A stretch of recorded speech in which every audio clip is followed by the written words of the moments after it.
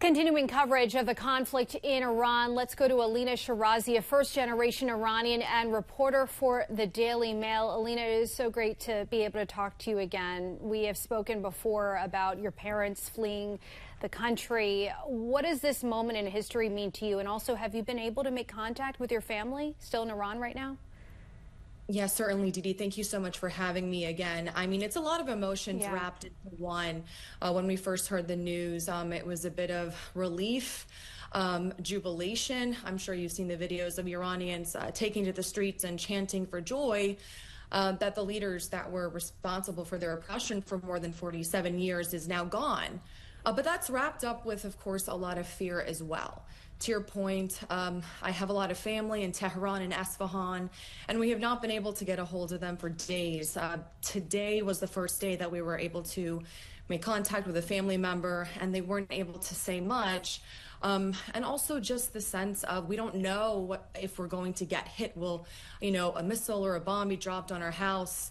There's a lot of emotions going on in the heads of Iranians right now, and it's just been a very, very, very long past few days, certainly. And I can only imagine what you're going through right now, because the perspective that we're getting from the ground in Iran is through reports and perspectives like yours. I am curious, because I understand you have had conversations with people on the ground. What are they saying, first of all?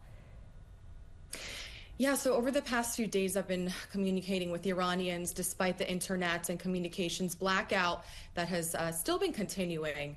But what was sheer joy at the news of their oppressors, as I mentioned, being killed, has now turned into a very, very anxious holding pattern for a lot of Iranians. One young Iranian man told me that the bombing campaign has been absolutely brutal at this point from what he's seen.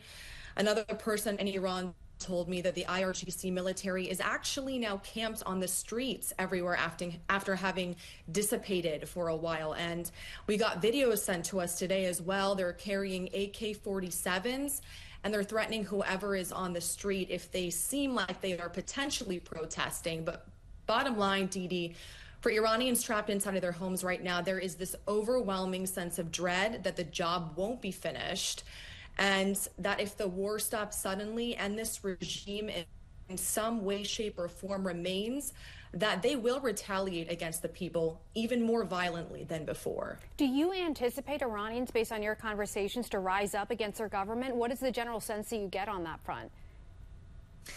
Yeah, so Trump has told Iranians that now is your chance, and this is probably the only one that you're going to get. I'm sure you've heard him say that, Didi.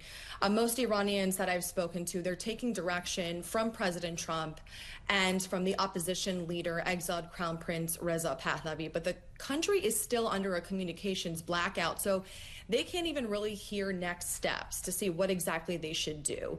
Both Trump and Pahlavi have put out video statements encouraging people to stay inside for the time being, without really now at this point any real update or direction on what to do next.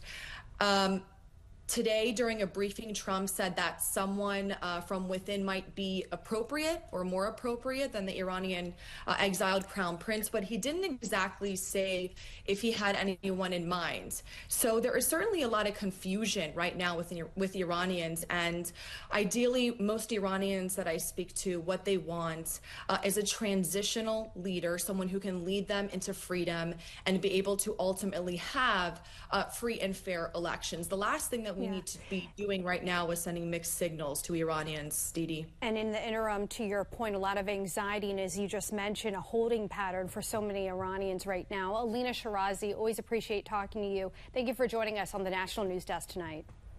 Thank you so much, Didi. Thank you for having me.